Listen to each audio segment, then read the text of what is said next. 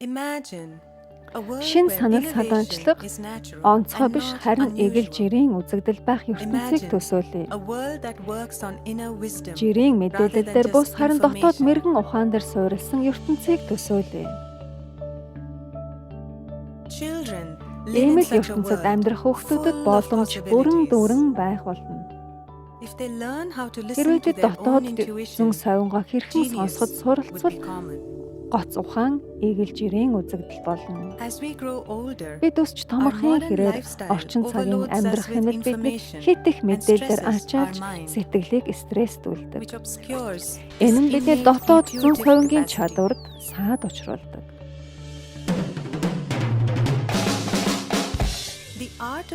Амьдрах урлагийн прагья йога 5-аас 18 насны хүүхдүүдэд зориулагдсан бөгөөд тэдний зүүн совинг нээх болон мэдрэмжид дагах итгэлийг нь нэмэгдүүлдэг. Энд Испани хүүхэд германаар уншиж байна. 3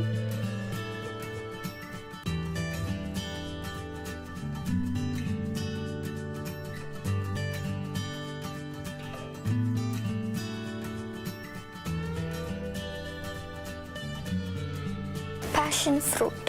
Амтлаг жимс. Хүүхдүүд төрөлхийн зүүн совинтой байдаг. FM радио сонсохын тулд зөв долгионд тааруулж байж сонсдог шиг бид хүүхдүүдийг зөв долгионтой холбогдохын тусалдаг. Тэгжээж тэдний зүүн совин нээгддэг.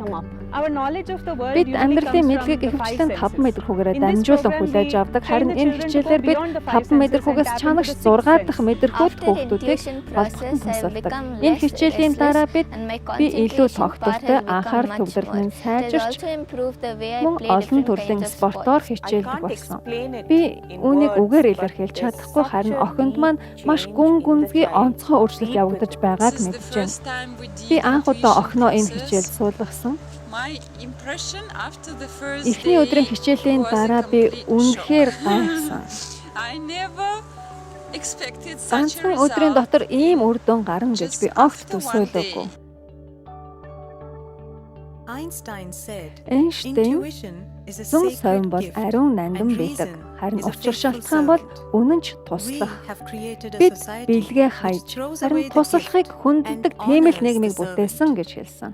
Шинжлэх ухааны аливаа ололт нээлтүүд ямар нэгэн зүүн совингийн бодол санаатай холбоотой байдаг. Та ямар нэг шинжлэх ухаанчаас Раманужанаас ч юм уу энэ онолыг хэрхэн гаргасан бэ гэж асуувал би танд хэлж чадахгүй. Гэхдээ энэ үнэн гэд танд онлоо бичиж өгнө. Энэ бор өнгөтэй байна. Сайн байна. Өөр зүйл байна уу? Энэ шуу байна.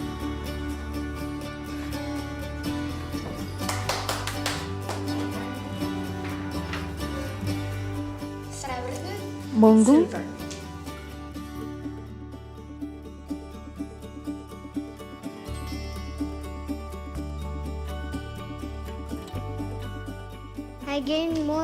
энэ хичээлд сууснаар миний ой тогтоолт сайжирч сэтгэл маань стрессгүй болсон.